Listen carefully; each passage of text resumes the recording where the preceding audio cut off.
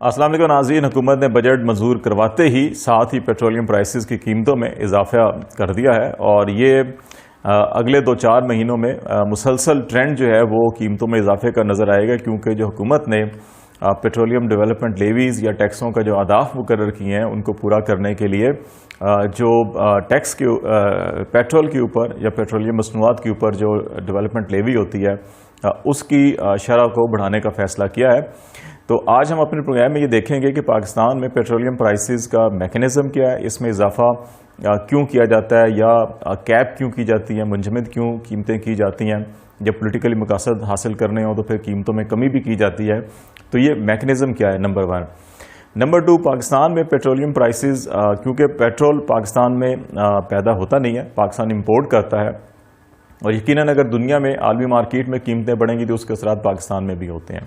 لیکن اس کو ایڈجسٹ کیا جاتا ہے ٹیکسوں کی مد میں، ٹیکسوں کی شرح کم یا زیادہ کر کے، تو اس کو ایڈجسٹ کیا جاتا ہے تاکہ عوام کو ریلیف فراہم کیا جا سکے۔ تو ہم ذرا یہ بھی جائزہ لیں گے کہ پاکستان کا جو نیبرنگ کنٹریز ہیں ان کا موازنہ کریں گے پیٹرولیم پرائسز کا، اور پھر انٹرنیشنلی کتنے ممالک میں پاکستان سے پیٹرول زیادہ مہنگا ہے اور کتنے ممالک میں پاکستان سے پیٹرول سستا ہے، اس کا بھی جائزہ لیں گے۔ اور پھر آخری جو پروگرام کے حصے میں ہم اس چیز کا جائزہ لیں گے کہ پاکستان کو پیٹرولیم مصنوعات کے اوپر اتنے بھاری ٹیکسز کے اوپر انحصار کیوں کرنا پڑتا ہے، پاکستان کے بجٹ کے اندر کتنی سپیس ہے جو اپنے اخراجات کو اور اپنے جو ریونیوز ہے اس کے اندر گیپ کتنا ہے، اور زیادہ تر ریونیوز ہمارے کدھر چلے جاتے ہیں، جس کی وجہ سے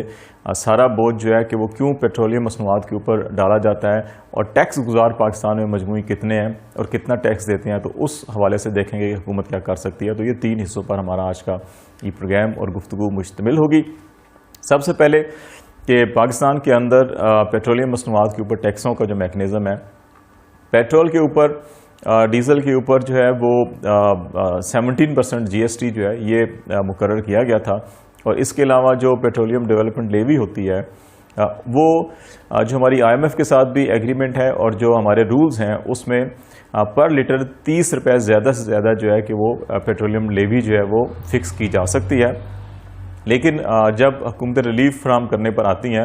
تو ریسنٹ پاس کے اندر بھی حکومت نے قیمتیں نہیں بڑھائی تھیں، اسی طرح چاہے پیپلز پارٹی کا دور حکومت ہو یا نواز شریف صاحب کا دور حکومت ہو، تو ان ادوار میں بھی جب ریلیف فراہم کیا جاتا تھا تو پھر اسی سیکٹر کے اوپر جو پیٹرولیم لیویز ہیں ان کی شرح جو ہے وہ کم کر دی جاتی ہے، تو جس سے عام آدمی کو ریلیف ملتا ہے۔ تو اس وقت بھی جب ریلیف دیا جا رہا تھا تو یہ بتایا جاتا ہے کہ تقریباً 11-11.5 روپے جو ہے پر لیٹر یہ پیٹرولیم لیوی وصول کی جا رہی تھی، تو اس لیے قیمتیں کم تھیں، لیکن انٹرنیشنل مارکیٹ میں کیونکہ قیمتیں زیادہ ہیں، اور اب حکومت نے کیونکہ اگلے مالی سال میں جو اخراجات کا اور ریونیو کا گیپ ہے اس کو فل کرنے کے لیے تقریباً 600 ارب روپے جو ہیں وہ پیٹرولیم مصنوعات سے ٹیکسوں کی مد میں وصول کیے جانے کا جو ہدف رکھا ہے۔ رواں مالی سال جو 30 جون کو ختم ہوا اس میں تقریباً 450 ارب روپے وصول کیے گئے تھے، تو اس میں مزید 150 ارب روپے کے جو پیٹرولیم ٹیکسز جو ہیں وہ عوام کو بوجھ برداشت کرنا پڑے گا۔ اس کی وجہ سے یقیناً پیٹرولیم مصنوعات کی قیمتیں جو ہیں ڈائریکٹلی انڈائریکٹلی بے شمار دیگر اشیاء کی قیمتوں کے اوپر بھی ان کا اثر پڑتا ہے، اور انفلیشن میں بڑی اضافے کی جو ایک وجہ ہے وہ پیٹرولیم مصنوعات کی قیمتیں بھی ہوتی ہیں۔ اس کے ساتھ ساتھ جو مانیٹری پالیسی ہوتی ہے وہ تو اگرچہ اسٹیٹ بینک کی بڑی سٹیبل ہے پچھلے 3-4 سالوں سے، تو اس لیے اس کا زیادہ امپیکٹ تو نہیں پڑا، لیکن پیٹرولیم پرائسز زیادہ امپیکٹ ڈال رہی ہیں۔ یہی وجہ ہے کہ پچھلے سال کی جو انفلیشن اگر ہم دیکھیں یا ڈیٹا دیکھیں تو اس میں جو کنٹریبیوشن ہے قیمتوں میں اضافے کا وہ 40% جو ہے پیٹرولیم پرائسز جو ہے ان کی قیمتوں میں انکریز ہوا، تو یہی وجہ ہے کہ مہنگائی کی شرح بھی پاکستان میں پچھلے سال جو ہے زیادہ دکھائی دے رہی تھی۔ اب اگر ہم یہ جائزہ لیں کہ دنیا میں پیٹرولیم پرائسز کی قیمتیں اور پاکستان یا ریجن کے اندر، تو ہم نے جو گلوبل پرائس انڈیکس ہے پیٹرولیم پرائسز کا، اس کا جو لاسٹ ویک تک 2 دن پہلے تک کو جو ڈیٹا تھا کمپائل ہوا ہے، ہر ویک کے اور ہر منتھ کے اوپر یہ ڈیٹا کمپائل ہوتا ہے، اس کے مطابق کو تقریباً 170 ممالک کا یہ ڈیٹا ترتیب دیا گیا تھا، اور اس میں جو پاکستان کا نمبر ہے، پاکستان سے صرف 27 ممالک ایسے ہیں جہاں پاکستان سے پیٹرول سستا ہے دنیا میں، اور یہ 27 ممالک تقریباً سبھی وہ ملک ہیں جہاں پہ پیٹرول پیدا ہوتا ہے، اس لیے وہاں پہ پاکستان کی نسبت سستا ہے۔ ان 27 ممالک میں جہاں پر پیٹرول پاکستان کی نسبت سستا ہے، اس میں ایران، کویت، عراق، قطر، بحرین، مصر، عمان، متحدہ عرب امارات، سعودی عربیہ، رشیا، پھر سینٹرل ایشین اسٹیٹس جو ہیں وہ بھی شامل ہیں، اور کچھ افریقہ کے ممالک ہیں جہاں پہ پیٹرول پیدا ہوتا ہے. تو یہ وہ ممالک ہیں جہاں پہ پاکستان سے پیٹرول اگر in term of dollar rate ہم دیکھیں پر لیٹر تو یہاں پر پیٹرول سستا ہے. اور پاکستان سے جہاں پہ پیٹرول مہنگا ہے، یہ تقریباً کوئی 140-42 ممالک ایسے ہیں جہاں پہ پاکستان کی نسبت پیٹرول کی قیمتیں اس وقت زیادہ ہیں. اور اس میں جو خطے کے دیگر تمام ممالک ماسوائے افغانستان کے، اگر ہم انڈیا کو، بنگلہ دیش کو، نیپال کو، بھوٹان کو، سری لنکا کو، چائنا کو اگر موازنہ کریں تو ان تمام ممالک میں پاکستان کی نسبت جو ہے وہ قیمتیں پیٹرول کی زیادہ ہیں. اس کے علاوہ جو مہنگا ترین دنیا میں اس وقت پیٹرول فروخت ہو رہا ہے وہ ہانگ کانگ میں ہو رہا ہے، جس کی پر لیٹر پرائس جو ہے وہ تقریباً $2.5 سے اوپر ہے، $2.537 اس وقت جو گلوبل پرائس انڈیکس ہے اس میں بتائی جا رہی ہے. جو ریجنل ممالک سے ہٹ کر بھی ایسے ممالک جہاں پہ تیل بھی پیدا ہوتا ہے لیکن اس کے باوجود وہاں پہ پاکستان کی نسبت جو ہے کہ ان کی قیمتیں زیادہ ہیں، ان میں امریکہ شامل ہے. پاکستان میں ایوریج پرائس اس ٹائم کوئی 0.78 کے قریب پر ڈالر جو ہے وہ چل رہی ہے. امریکہ میں $0.91 جو ہے پر لیٹر پرائس ہے. ٹرکی میں 0.9% ہے. اور اس کے علاوہ جو اردن، یمن، شام، مراکش، تیونس، انڈونیشیا اور ازبکستان، یہ بھی وہ ممالک ہیں جہاں پہ پاکستان سے پیٹرول کی قیمت پر لیٹر مہنگا ہے. ریجنل ممالک کو اگر ہم کمپیریزن کریں in term of rupees, finance ministry نے جو آخری اسٹیٹمنٹ جاری کیا قیمتوں کے حوالے سے، اس میں بھی پر روپیز کے حساب سے اس کا کمپیریزن کیا گیا. ہم نے انٹرنیشنل مارکیٹ میں اس کا ڈالر جو کمپیریزن ہے وہ بھی نکالا ہے. تو ڈالر کے حساب سے سری لنکا میں اس وقت جو ہے $0.924 پر لیٹر فروخت ہو رہا ہے، اور بنگلہ دیش میں 1.049، نیپال میں 1.069، چین میں 1.149 اور انڈیا میں $1.351 پر لیٹر جو ہے وہ پیٹرول فروخت ہو رہا ہے. اگر ان کو روپیز ٹرم میں دیکھیں تو پاکستان میں $110.60 جو لیٹسٹ قیمت مقرر کی گئی ہے، سری لنکا میں $145.70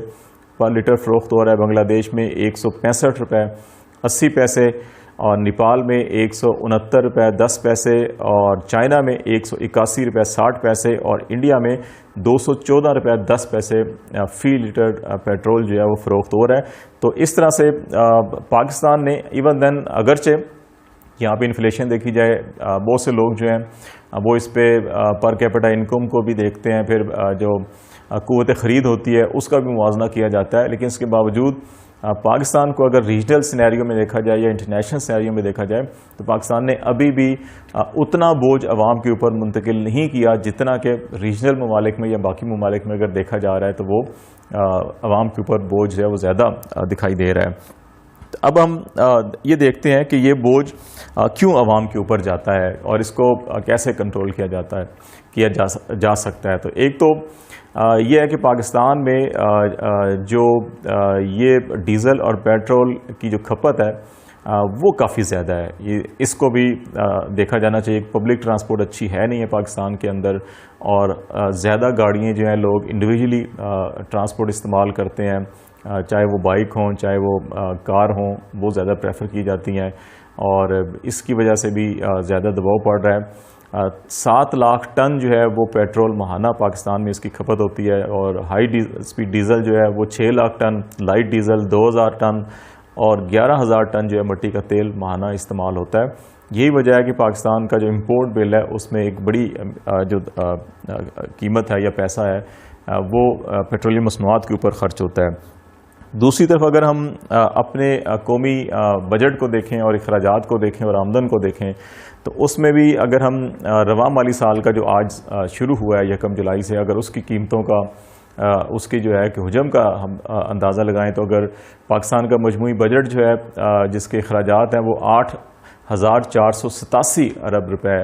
پاکستان کے اس سال میں خرچ ہونے ہیں، لیکن ہمارا جو FBR کا ریونیو ٹارگٹ ہے وہ 5,829 ارب ہے، اور اس میں جو اخراجات اور آمدن میں جو فرق ہے وہ 2,658 ارب روپے کا یہ گیپ ہے جو ہمیں یہی کہیں نجکاری کی صورت میں، کہیں قرضوں کی صورت میں، اور کہیں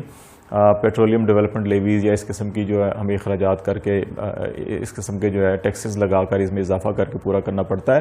اور اس میں یہ کیوں ہمیں بوجھ اٹھانا پڑا، اس کی بنیادی وجہ یہ ہے کہ ہماری جو معاشی پالیسیاں رہی ہیں پاکستان کی تاریخی اعتبار سے، ہم نے قرضوں کے اوپر بہت زیادہ انحصار کیا اور ان قرضوں کو ایسی جگہوں پہ استعمال کیا جن کی پروڈکٹیوٹی نہیں تھی، اور وہ سود در سود جو ہے وہ قرضہ در قرضہ پاکستان کے اوپر چڑھتا رہا. ابھی بھی جو رواں مالی سال کا اگر ہم بجٹ دیکھیں تو اس میں گیپ جو ہے وہ 2658 ارب کا ہے، اور ہمیں جو صرف سود کی قرضوں کی سود کی ادائیگیوں پہ جو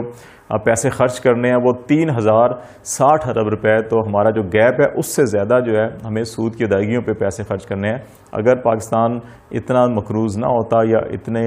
ہمیں ادائیگیاں نہ ہوتی، یہ کم ہوتی، تو شاید یہ ٹیکسوں کی شرح میں بھی کمی ہو سکتی تھی. دوسری طرف جو پاکستان کا ٹیکس نیٹ اگر ہم دیکھا جائے تو اس میں صرف 22 لاکھ افراد جو ہیں وہ پاکستان میں ٹیکس دیتے ہیں. 22 کروڑ میں سے 22 لاکھ افراد صرف ٹیکس دیتے ہیں. تو اس ٹیکس بیس کو بھی بڑھانے کی ضرورت ہے، اور اس کے ساتھ ساتھ بہت سے ایسے سیکٹرز ہیں جو ٹیکس نہیں دیتے، جس کی وجہ سے بوجھ جو ہے کہ پھر وہ پیٹرولیم مصنوعات کی صورت میں یا انڈائریکٹ ٹیکسز کی صورت میں براہ راست عوام کے اوپر آتا ہے، یا ان کے اوپر جو پہلے سے ٹیکس دے رہے ہیں ان کے اوپر مزید بوجھ بڑھتا ہے. تو ہمیں حکومتوں کو اپنے اخراجات کے اندر جو ہے کفایت شعاری سے کام کرنا ہوگا، مؤثر اقتصادی پالیسیاں بنانی ہوں گی، اور اس کے ساتھ ساتھ ہمیں قرضوں کی ادائیگیاں اور مزید قرضوں سے گریز یا ناگزیر قرضے جو پیداواری سیکٹر کے اندر استعمال کیے جائیں وہ لینے چاہیے. اور تیسرا، ٹیکسوں کی جو بیس ہے اس کو وسیع کیا جائے، نئے جو سیکٹرز ہیں ان کو شامل کیا جائے اور ٹیکسوں کی شرح کم کی جائے. تو اس سے ہمارے اخراجات اور جو آمدن ہے اس میں توازن قائم ہوگا اور پھر عوام کو بھی ریلیف فراہم ہوگا. ادروائز جو ہے کہ ہم ایک طرف جو ہے کہ وہ ٹیکسوں میں بوجھ اگر عوام پہ نہیں ڈالیں گے، ریلیف ڈالیں گے، تو دوسری طرف ہمارے جو قرضوں کا اور سود کا بوجھ ہے وہ بڑھتا رہے گا، اور اس طرح سے ہم مسلسل اس دلدل میں پھنسے رہیں گے. اس سے نکلنے کا بہترین طریقہ یہی ہے کفایت شعاری، اور اس کے ساتھ ساتھ جو ہے قرضوں کے ٹیکس نیٹ ورک کو وسیع کرنا، اور پھر جو ہے کہ نئے سیکٹرز کو ڈھونڈنا اور شرح کم کرنا. اسی سے معیشت بھی بہتر ہوگی اور عوام کی حالت جو ہے وہ بھی بہتر ہوگی اور مہنگائی کو بھی کم کیا جا سکے گا.